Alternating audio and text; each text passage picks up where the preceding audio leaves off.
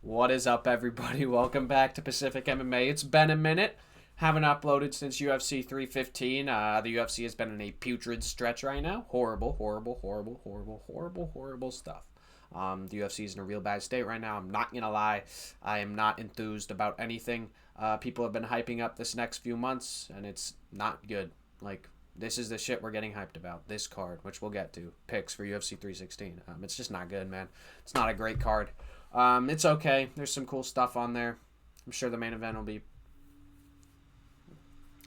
Oh, let's get into it. I don't know, man. Let's get into it, bro.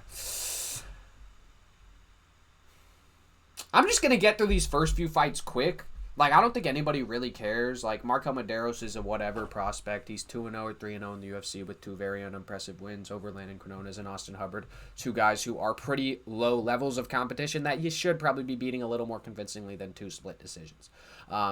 Also, as you see at the bottom there, that is our ranking and rating system on this Pacific MMA channel. They come from the spreadsheet, which is linked in the description of every video, including this one. Go down there, check it out, use it as a guide to this video or any video on our channel. It has pretty much our opinions, our fighters, because it has our ranking of the fighter. Past 15, we use the UFC official rankings for 1 through 15. Then we use our own rankings that we just create past 15. As you can see, Marco Medeiros is the number 58 lightweight, and he is 76 overall. That's our ranking there. Kind of akin to like Madden or FIFA, just an overall rating. Fuck! Sorry. Yeah, he's fighting a guy named fucking Boints or whatever. Doinky Joink. I don't fucking know. This guy's name sounds like some shit like that the Nelk boys would say. I know, that's probably why Dana signed him, right? I'm actually just Marco Medeiros is obviously going to win. Quillen Salkeld versus Yanal Ashmu is actually a decent fight. It'll probably be a little more competitive than the odds may suggest, right? That's why I think their overall discrepancy, it's only 2 overall, right? It's the number 46 lightweight versus the number 62 lightweight. But I still do think Quillen Salkeld wins pretty much 9 out of 10 times outside of like a, fluke chinning. The guy's really, really fucking good. Of course, I can't say that sounding like a hardcore anymore because Bedtime MMA exposed many MMA fans to Quillen Salkeld, but I've been on this guy since before the Contender Series. He's kind of part of this new wave of Australian prospects who are like just really fucking good at everything and really, really, really hard to beat. Cody Haddon and Jonathan Mikalev, I think is how you say his name. Those guys come to mind. Yeah, he's part of that wave, and he's really fucking good. Even Colby Thickness a little bit. Yeah, so obviously he's going to win. He's a minus 500 favorite. You'll see that's kind of a trend on this card, right? Got this random fucking guy from Korea against one of the worst fighters of all time. I mean, we can't make this shit up, right? Chekasargi is horrible. He shouldn't be in the UFC. He shouldn't be anywhere near the UFC. He was in our WOTE list. If you want to go check out that video, go to our channel and go look at our WOTE video, worst of all time. He was in there. The guy can't grapple. He has some of the worst grappling I've ever seen. It's embarrassing. It's horrific. It's awful. It's terrible. It makes me want to puke that he's even in the UFC. I don't know who this guy is. I looked at him on Tapology. He's a decent guy with an okay regional record. He's going to beat Chekasargi because he's not Chekasargi. And that's kind of how it goes. Jakasari's awful. So, Julian, I forget his name. That sounded fucking crazy. That was not my intent. I think that it's Jew something, Joo something. That's just, I'm not just making up Korean names, all right? Wayne Kong versus Arnie Lipsky. Obviously, Wayne Kong, she's minus 500. Why am I fucking talking about this? Okay, very good fight, actually. Chaos Williams versus the debuting Andreas Bane Gustafsson. We have been waiting on this guy's debut forever, not just since he won on the Contender Series, but since he had that crazy fucking fight with Tori Lampinen, maybe? Was that his name? On the European regional scene. It was fucking wild. The octagon was just covered in blood. And he's sick. Bane is a sick, violent, aggressive, durable, just mean fighter. And Chaos Williams is a good fighter. As you can see, he's the number 32 welterweight, and he's 80 overall. Very impressive, very solid body of work. The guy is decent striking. He hits really, really fucking hard, and he is just kind of strong, and he has a very, like, brick wall style of dealing with grappling. Of course, that didn't work against Bonfim in his last fight, but Bonfim's really, really good. So, yeah. That being said, I'm going with Bane. I'm going with Gustafsson, the debutant. Pretty good money on him here, I think, at plus 170. I don't know how other books have him. This is just the odds I'm using. Yeah, pretty good money on him here. Chaos is kind of a part-time fighter, right? Of course, he's being very active since his Bonfim fight, and maybe that's a sign of it was just injuries and not, other priorities, but still, he's very inactive. Inactivity, we have seen, it catches up to guys, period. It just does. Look at Mike Davis. horrible. And it happens all the time. That's just one example. It's going to happen to other fighters. Trey Waters, look out, buddy. Get in the fucking cage. Yeah, I think it's going to happen here.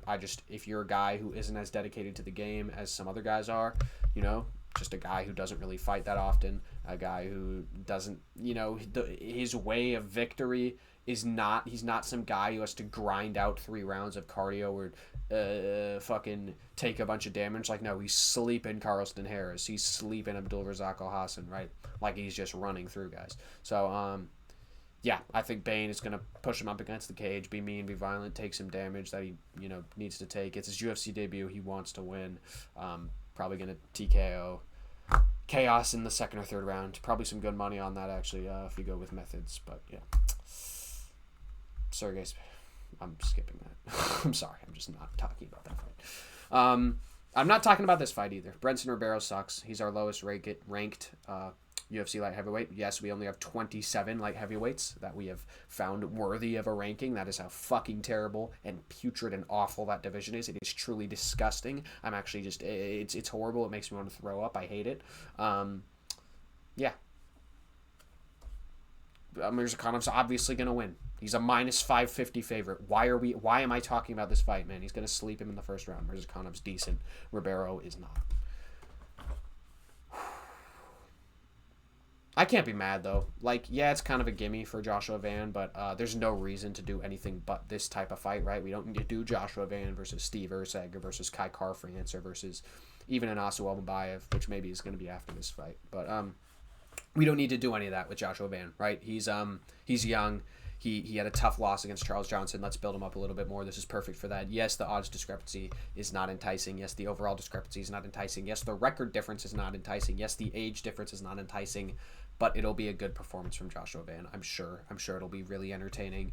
Bruno Silva's a tough guy who hits hard. Maybe he'll wobble Van at one moment. I'm sure it'll be pretty fucking awesome. It'll be a great fight. But there is pretty much no world in which Joshua Van loses this. So, Van by TKO or decision. Probably, no. I was going to say there's probably decent money on Van by finish, but there's not. No way. Kevin Holland versus Vicente Luque. 2 guys whose heads aren't in the game. For different reasons. Kevin Holland, he just doesn't enjoy fighting or doesn't want to win. Just has a lot of mindset. Whoa, that's not what I meant to do. Has a lot of mindset issues. And Vicente Luque has a lot of mind issues. The guy had brain bleed from the Jeff Neal fight. Looked fucking horrible against RDA and Buckley. Everyone always talks about the Buckley fight, which, as you should. That was awful. The RDA fight was terrible, man. He looked horrible against RDA. And he looked good against Garimbo. Kinda, right? You can say he looked good. He caught a guy with it was an uppercut or an overhand. I honestly don't remember. But he caught a guy with a shot in the clinch. That was not that hard of a shot, and the guy's chin went down because the guy doesn't have a great chin in Themba Grimbo. So Luque dropped him and subbed him. The finishing instincts are still there, which you love to see, but I just don't think Luque has it in him to win a fight against a guy in Kevin Holland too. While he has a lot of these mindset and ego problems and is just a strange dude, he's good. He's a good fighter. He hits hard. He uses his rangy striking really well. He has dangerous subs. He's good off his back when he's not being controlled by a guy like Hamzat. It's Luque, not Hamzat. Yeah, Holland is just a solid fighter, as you can see. 80 overall. Luque has just been on the decline, right? In his prime, he was probably at about an 86, 87 overall. The guy's at 79 now. He's just on the decline, and Holland is not. Holland is on a very steady plateau. So I see Holland winning this pretty much any way he wants. Finish, decision. Probably not going to go to decision, but you never know. Yeah. Mario Batista, Patchy Mix. Debut for Patchy. I'm fucking losing my mind. It's a good fight. Debut for Patchy Mix against Mario Batista, the most interesting fighter on the roster who everybody cares about and who isn't a total NPC bot of a human being and a fighter. I think... oh my god. I think Patchy Mix is gonna win. Dude, I'm fucking losing it. Like, the state of this company is so bad. And this is a bad fight to say this on because this is a good fight, but like the state of the UFC is just fucking depressing, man. It's not good. I think Patchy's gonna win. Bautista is a very good fighter. He's an 86 overall. That's really good. He has really effective rangy striking. He knows how to use the clinch well. He's explosive enough, right? He has a decent sub game. He can kind of crack if he wants to. He has a diverse striking game. But he's not... I don't see him being a guy who's up there with Sandhagen, Yan, and Umar, and O'Malley, and Merab. You know what I mean? I just don't see that from Mario Batista. I don't think he has that X factor. And I think Patchy Mix has the possibility to have that X factor. He's 20-1. I don't see Mario Batista being the difference between 20-1 and 20-2. This isn't your average. This isn't like a forced 20-1. I don't know if that's the way to say that. A padded 20-1. Like the guy beat, Kyoji Horiguchi, Sergio Pettis. Magomedov once. He lost the second fight. That's a horrible robbery. Beat those guys. Rafian Stotts, which kind of a fluke, but whatever. He beat Rafian Stotts. Really good win. So yeah, man. Yeah, I see Patchy Mix winning probably by submission. He's really good, and Mario Batista is not. No, he is. Mario Batista is really good. Patchy Mix actually can be great, I think, which will be the separation here. I think he has that X factor. I don't know dude, Calvin Gastelum, man, is awful, fat, dumb, idiot. I hate him. People call him the refrigerator. He ate everything in the refrigerator, dude. That's what happened. I despise Calvin Gastelum. He shouldn't be in the UFC. I used to love him. He used to be one of my favorite fighters. Obviously, Joe Pyfer's going to win. There's no world in which Joey from Philly doesn't win. He's a -400 favorite for a reason, right? He's obviously going to win, probably by first round KO. If not, probably by second round KO. If not, probably by third round KO. If not, probably by decision. I don't fucking know. He's probably going to KO him, though. No, it's Calvin Gastelum that ran KO. He has got chin. Dude, he's taking so much damage. A guy like Pyfer is probably the hardest hitter he's ever faced. In case I'm forgetting someone, that he's not the hardest hitter he's ever faced. I don't fucking know. That was out of Prime Vitor that he fought. So yeah, this is probably the hardest hitter he's ever faced. And at a time when his chin is probably at an all-time worst, when he doesn't want to weight cut, but he has to, yeah, Pyfer's going to chin this motherfucker, right? So, Joey, but from Philly, by KO, dude. Go Birds, dude. Just kidding. Go Seahawks, right there, as you can see it. Different type of birds. Fuck the Eagles. The Seahawks haven't lost to them since, 2016. No, it's either since, 2013. Boss up, Seahawks, baby. Fuck yeah. I don't know. That's the most interesting thing I have to say about this fight. Yeah, it'll probably be a sick KO. Who cares? We know the outcome. This is another one where it's just why is the biggest favorite on the card the challenger in a title fight? State of the women's bantamweight division, right? Kayla's obviously going to win. Juliana Pena fucking blows. She's not good. She's just a bad fighter. The fact that she's champion is a real embarrassment to the sport, and it's, it makes me want to throw up a little. Kind of like I was saying about Mario Batista and Patchy Mix, I don't see Juliana Pena being the difference between 18-1 and 18-2, right? It's just Kayla's really good.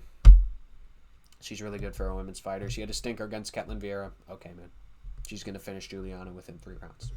That's what's going to happen. She's -625 for a reason. There's no point in discussing this fight further. All right. Main event, dude. I'm so happy. It's such a good main event. No, it's not. Who fucking cares? Look, if O'Malley gets an awesome KO, I stand corrected. Great main event. But I don't think that's what's going to happen. I think Merab, as a -300 favorite, is going to just cruise to a 50-45, boring, garbage decision like he does every fucking fight of his career besides for the Umar one, and people just act like he's fun. Dude, I don't mean this to be disrespectful, and don't take this the wrong way if you're a Merab fan. I appreciate you for watching this channel. Please watch more of our videos. I promise I'm not in this bad of a mood all the time. I think you got to have a 75 IQ or lower to like Merab, okay? Or you've only seen the Umar fight, okay? This guy's not entertaining. His fights are fucking horrendous to watch. The Aldo fight was shit. The Yan fight was horrible. The Moraes fight was awesome. The Umar fight was awesome. That's about it. That's the only good fights that he's had in his career. The O'Malley fight fucking sucked. And it'll probably suck again. That's my prediction here, okay? Do I want O'Malley to win? Yes. Do I like O'Malley? No. Does he have an awesome fighting style? Yes. Do I like watching him fight? Yes. Do I like watching him talk? No. Would I rather watch paint dry than listen to that motherfucker talk or watch him on any type of fucking promotion? Yes. Do I think that clip with Ariel Helwani where he said there's 2 cars was funny? Yes. It was so funny.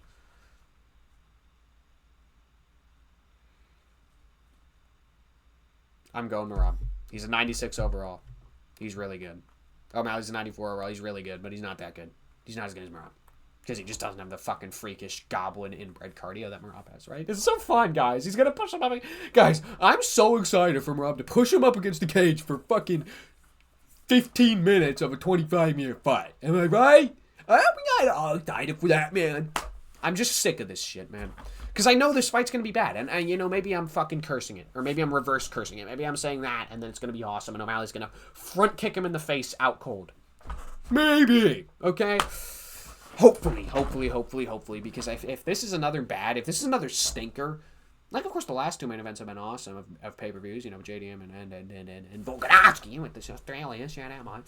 But, if this is another Dreykus Strickland 2, if this is another, Pereira Ankalaev, right? Disgusting. Disgusting. The state of the UFC is fucking disgusting. The next 2 months are fucking mid. People are saying like, yeah, bro, we got no Apex events. That should be the fucking bar, the low bar. That should be the bare minimum. Yeah, we got no Apex event. We have some sick pay-per-views. No, we don't. We don't have sick pay-per-views. We have this, which is okay. We have 317, which is good. And we have 318, which is okay. Do we have to wait for Makachev?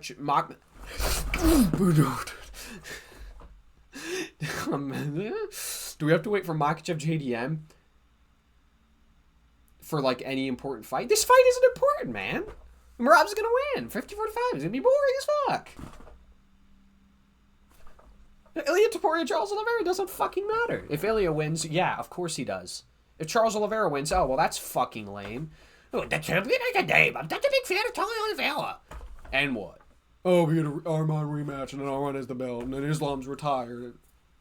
Save us, JDM Islam, please. The rest of the UFC is fucking dead, man. It's depressing. This was a horrible video. I just freaked the fuck out for the entire duration of it. Thank you for watching. Yeah. I'm out. I'm out. Bye. Have fun, dude. Enjoy the card, man.